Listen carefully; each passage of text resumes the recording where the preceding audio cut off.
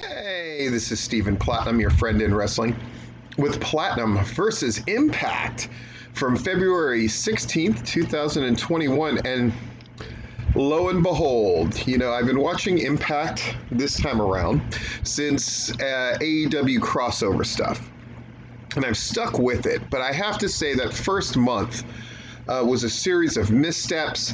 Impact to me looked very low rent. Having zero crowd there and crowd noise I thought, made the exercise very silly.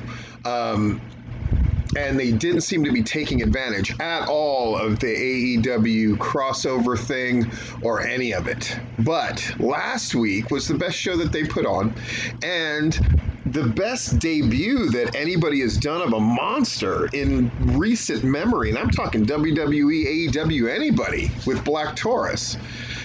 So this week, it's a tale of two huge notes. One, so you have Black Taurus make this great debut coming out with Decay.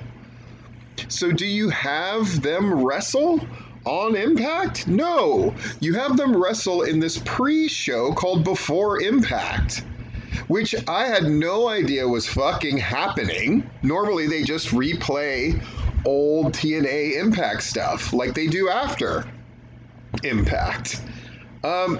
So I caught the last minute of Decay, Black Taurus and Crazy Steve taking on XXXL. The fuck? Why would you not have Decay on your main show? Again, it's just so inexplicably weird. But the positive, let me get to the positive. One of the positives is that they're now showcasing the kind of matches that they should have been doing when they had the larger audience following from AEW. They've lost all of those fans, if you go by numbers. But now they're putting on the kind of matches that they should have put on before.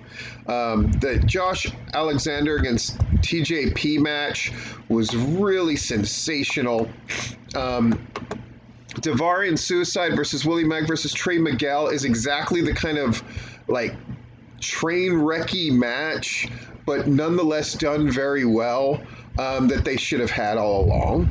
And you can tell I'm covering the matches and sort of briefly going over that stuff. And then, as Trey wins that match, then Sami Callihan, now he's in the mix with Sami Callihan somehow, some way. And then Scott D'Amore is talking to TJP about his victory.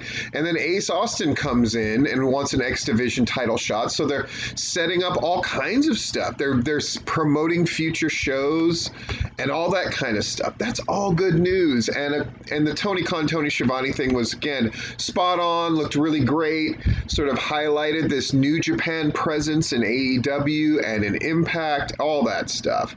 Hernandez against Matt Cardona, which we saw in a promo. Hernandez basically was going to get paid by Brian Myers if he could take out Matt Cardona. So we have a little intrigue there, but Matt Cardona manages to win.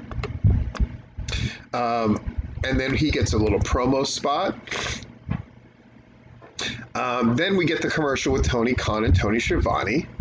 And then Nevaeh and Havoc, they're contemplating whether they're going to stay together their team after they lost at No Surrender.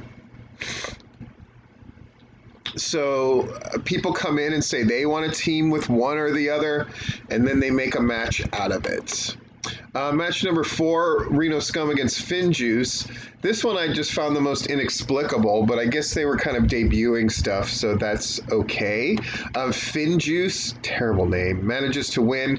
The Good Brothers come out, and basically they make a match for later. So then we have a segment in a bar.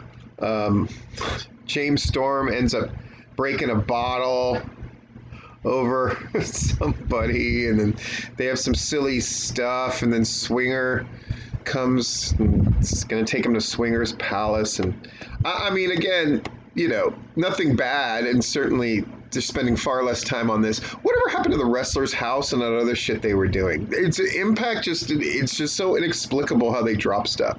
Tennille Dashwood, who took a pin that she shouldn't have against Rosemary a couple shows ago, is now taking Nevaeh. And Tennille Dashwood gets the win here. Okay. Violent by Design has their little promo. Diener does a really good promo here. Wants a tables match against Jake. Something. And it's really good. And they're setting up the next show. They're not using one half of the show to promote the other half of the show. It's great. Susan, some of the Susan stuff that's happened lately has been my least favorite, and I love Su Yung. But Susan here is irate about, by the way, at the end of this, I'm going to tell you the thing that they're doing that is really, really, really great. But Susan here is irate about getting pinned at No Surrender. Deanna has a solution and a proposal. She wants to consider Kimberly and Susan for a knockout tag team title shot.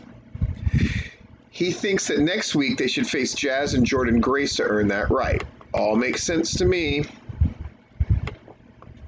And then our main event is the old school match between Moose and Tommy Dreamer. It's exactly what they should be. Tommy gives them a match, but Moose manages to win. Right? It all makes sense. And it's good, and it sets up Moose eventually for Rich Swann. And earlier they showed what Moose did to Rich Swann and Tommy Dreamer after their match at No Surrender. Now, what are they doing that's really good? This commentary switch they made from Josh Matthews and oh my gosh, why can't I remember her name? She was in The Beautiful People. She's been there forever. Madison Rain. They made the switch to Matt Stryker and D'Lo Brown, and D'Lo Brown is out fucking standing. And Matt Stryker is solid, but D'Lo Brown is really putting his best effort forward. They might end up being my favorite commentary team. I can't even believe I'm fucking saying that. That's how good they've been, and that's how good they were this week. Anyway, this has been Platinum. Stephen Platinum, your friend in wrestling, with Platinum versus Impact Wrestling for February 16, 2021.